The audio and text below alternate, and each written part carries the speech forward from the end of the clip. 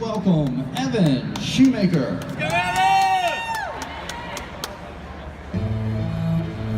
Walk like I built this town.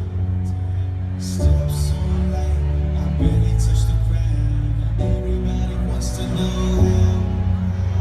Brick by brick, I put them in the ground. Walk like I built, walk like I built this. Do it for my people, family business. And everybody wants to know how. Take a good look, you are now in this. It's a brand new day. I got a fresh breath and a full plate. Wake up. This is not a game. I'll take my fresh breath and go my own way. This is what I live for. This is what I live for. Evan Shoemaker. The round.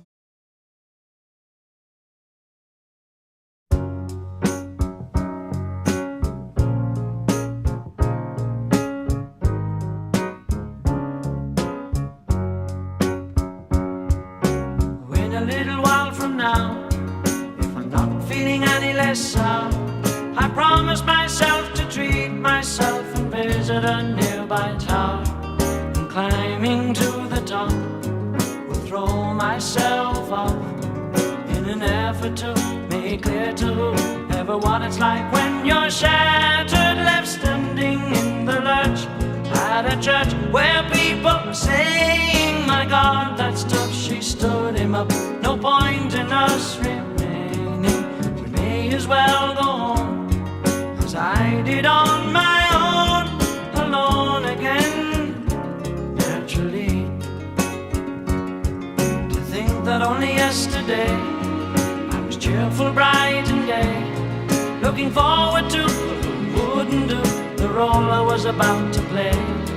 But as if to knock me down, reality came around, and without so much as a mere touch, cut me into little pieces, leaving me to doubt.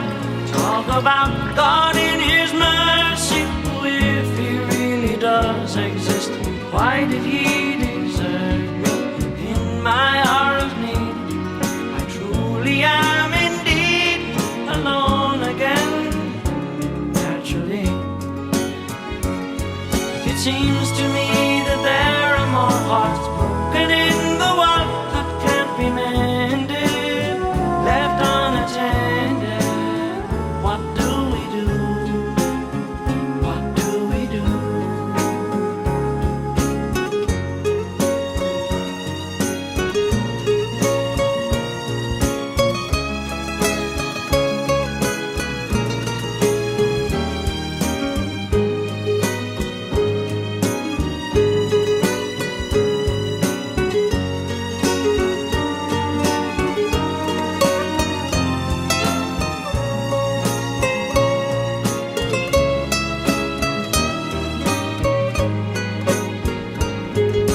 Oh, it's been a minute. It's been a while. So, I still don't have my camera. It's been over 2 months since my camera was fully functional. So, I sent it back to Geek Squad, who had to send it to Sony again. And I'm waiting for it to come back. So, first couple of videos are going to be on my phone. But welcome to the Cobbler Chronicles.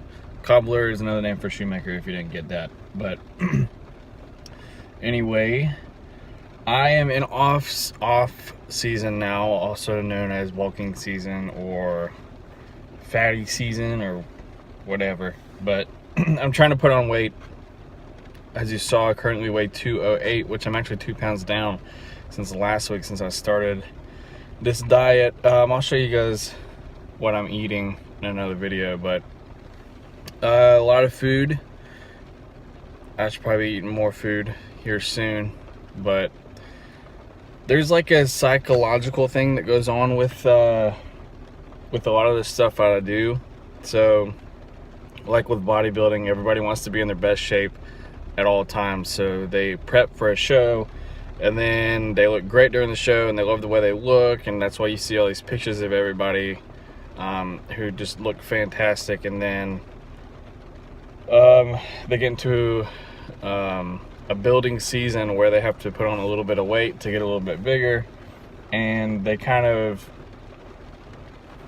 not necessarily, I mean, some people fall into a depression of sorts, and they get down on themselves, and they're pretty much not happy with their body. I mean, and somebody from the outside can look at them and be like, oh, like, you still look really good, like, I still wish I could look like you. But for the person themselves, they're not happy with themselves. So I'm trying to stay out of that hole. I'm doing my best right now. Let's see, I was 191 at weigh-ins for my second show, so I'm 17 pounds up from my show weight, roundabout. But also, along with competing, as a personal trainer, you feel this pressure to always be in shape and always look good, because you feel like if you don't look the part, you're not going to get the clientele that you need. That's just how I feel. I don't know if any of you other guys feel that way, but like, I feel like I need to practice what I preach. If I can't eat healthy, and if I can't eat the way that I'm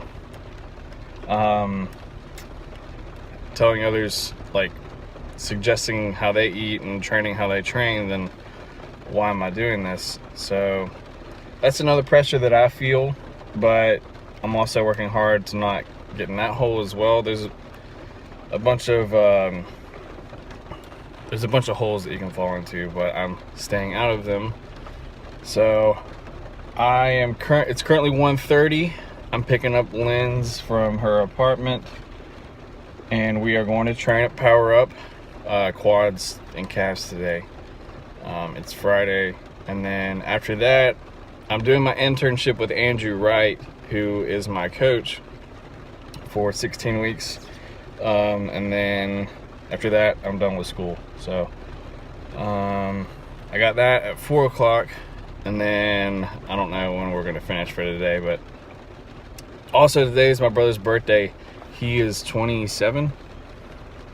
So I have to pick him up a gift tonight or today at some point, whenever I can. I'm picking him up a bottle of bourbon. He likes bourbon, which is understandable because he's in nursing school. I know you nursing school students get stressed, and my brother enjoys a little sip of bourbon every now and then. So that's what I'm doing today. It's raining, so off to the gym. Quads, calves, and cardio are done. And now I'm waiting till 5 because Drew had a 4 o'clock cancel. And I'm about to drink my post-workout shake, eat something small, and maybe stretch, because if not, I'm gonna be sore. But anyway, I'm gonna go on a little rant here. Statistically speaking, people are predestined to be average. I mean, average is average is average, right? So being the best at something is not something that a lot of people get to see or get to live. So I challenge you guys to kind of branch out and be obsessed with what you have a passion for. There's a difference between passion and obsession. I just heard this on a YouTube video. Passion is when you're really involved with something and people cheer you on. People are happy for you because you found your passion. But obsession is something that people don't really take kindly to. They think you're weird because you're spending so much time doing this, doing that, and people don't understand why you're doing it. So I challenge you to become obsessed with what you have a passion for. So try not to stick with that average group of people, if you want to be the best at something, you have to be obsessed at something. I mean, Michael Jordan can be argued as the best basketball player, and he was obsessed with basketball. I'm sure if you think LeBron James is the best, then he's obsessed as well. You know, Steve Jobs was obsessed with, you know, creating his business. Obsession is what can get you to the top, so be obsessed. Now, off to my internship, and I may get to eat dinner with my family tonight for my daughter's birthday. So that's it for today. I will see you guys tomorrow. Naturally.